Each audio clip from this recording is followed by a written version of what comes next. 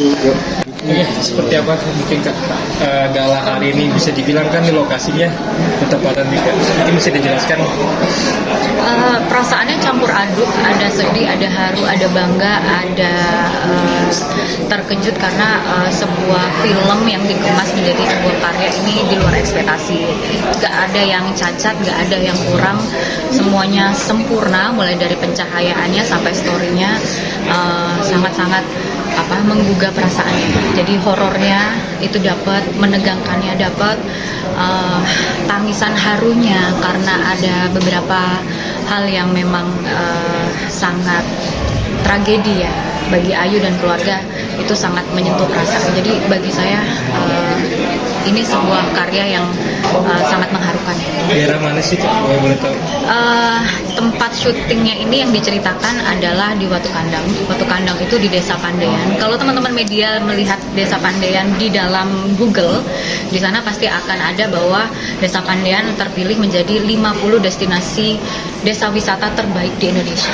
Gitu. Jadi Desa Pandean ini mulai dari kebersihan alamnya, kemudian budayanya, Desa Pandean sangat-sangat siap menjadi desa wisata pilihan masyarakat. Di balik itu memang kisah nyata bisa dibilang gitu. Kisah nyata ini menjadi pelengkap sebuah budaya yang turun temurun menjadi warna bagi Kabupaten Trenggalek. Karena memang tadi disampaikan di dalam sebuah filmnya, aliran air yang mengalir di setiap sungai-sungai ini adalah air dari Pantai Selatan. Kita tahu bahwa sejarah Pantai Selatan sangat syarat akan mistis. Kita tahu ada sejarah dan cerita Nyi Roro Kidul. Jadi kita udah menjadi satu kesatuan karena bagian selatan atau Mataraman ini tidak boleh sembarangan. Sempat ada ritual Selalu, jadi kita setiap sebulan sekali, kemudian sebulan 2 kali pasti ada ritual. Kalau telat melakukan ritual biasanya selalu ada kejadian. Nah, ada larangan juga nggak sih mungkin sebelum syuting kemarin? Iya, larangannya nggak boleh mempersonifikasi atau mengedit atau menambahkan cerita. Jadi benar-benar harus yang apa adanya. Kemudian tidak boleh pakai baju hijau. Itu kan kayak katanya ya, masih katanya, tapi ternyata benar. Ketika Saranya pakai baju hijau di pantai, ternyata Saranya kemasukan, kedatangan gitu. Nah, untuk menyembuhkan Sarah yang kedatangan itu butuh waktu yang cukup panjang, sehingga dalam proses syuting juga agak sedikit terjadi. Itu di balik layar ya? Mungkin. Di balik layar. Nah, itu pas komunikasinya siapa yang merangkati mungkin? Yang masuk itu ke tubuh Sarah, yang masuk itu daerah Pantai Selatan. Ketika Sarah dan teman-teman ini berkunjung ke pantai, Saranya pakai baju hijau. Nah, kemudian pulangnya sampai mobil, Saranya udah terengah-engah, nggak bisa nafas, udah lain suaranya. Kemudian sampai hotel juga masih belum bisa disembuhkan. Ya kita bersyukur Mas Risa bisa ngaji dengan lantunan yang cukup merdu di telinga, sehingga yang masuk ke Sarah itu memuji. Suaranya Mas Risa enak kalau mengaji gitu. Jadi itu bagian-bagian story di luar layar yang memang itu nyata. Oke. Tadi juga sempat Kak Yayan bilang katanya sempat ada pengalaman pas masuk toilet, padahal itu lampunya nggak dicolokin, tapi dia sempat menyalakan lampu. Itu gimana sih? Mungkin emang ada mungkin hal-hal seperti itu gitu. Iya, itu memang ada gitu.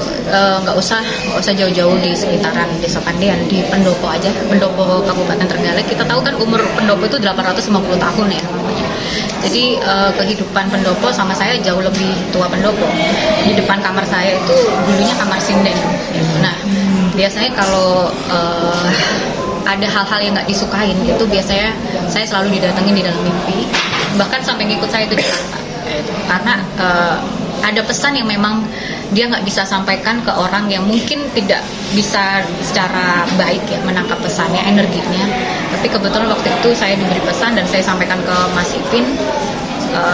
Kemudian dipindahkannya benda yang nggak disukai itu alhamdulillah udah nggak ada. Jadi memang kalau di Mataraman itu Mas, kita kan kalau di Jawa Timur itu kan ada tapal kuda ya, ada ya macam-macam lah pemetaan. Itu punya karakteristik mistis yang berbeda. Kita ngomong kalau di Banyuwangi ya dengan karakternya sendiri. Di Mataraman ini kalau Mas baca dulu sejarah Majapahit dan lain sebagainya, Mataraman ini syarat dengan Jadi kalau kita percaya mau menjadi pemimpin itu kita harus punya pulung dulu. Nah, pulung itu bagaimana cara mendapatkannya? Ya harus melekat dengan hal-hal spiritual. Penuh kita, tapi dengan adanya Mrs. Pilgub akan menjadi Trenggalek makin dikenal kan, promosinya juga makin besar. Gimana nih sebagai istri? Iya, bagian mengharukannya di situ gitu. Karena saya sebagai pemimpin, pendamping pemimpin waktu itu sangat susah sekali untuk menceritakan hal-hal indah ya di Kabupaten Trenggalek. Salah satu sentuhannya dengan ekonomi kreatif. Jadi saya berharap dengan adanya film ini, masyarakat seolah-olah menjelajah Kabupaten Trenggalek dengan mudah di wilayahnya masing-masing hanya dari layar bioskop. Kemudian ini menjadi pembuka rasa penasaran masyarakat Indonesia untuk datang ke Kabupaten Trenggalek dan nanti bertemu dengan saya akan sambut dengan durian terenak di dunia. Ada durian namanya durian Ripto.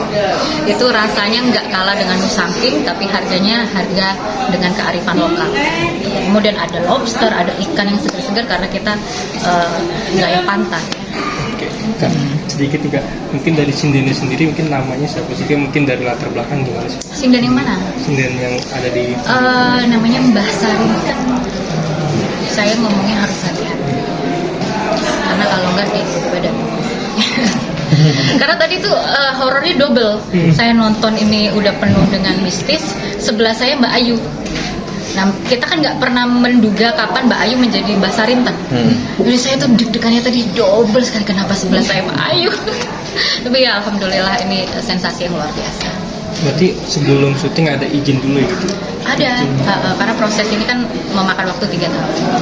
Ya insya Allah ini menjadi film pertama di Kabupaten Trenggalek. Kita sedang proses film kedua, doakan lancar ya. Terima kasih.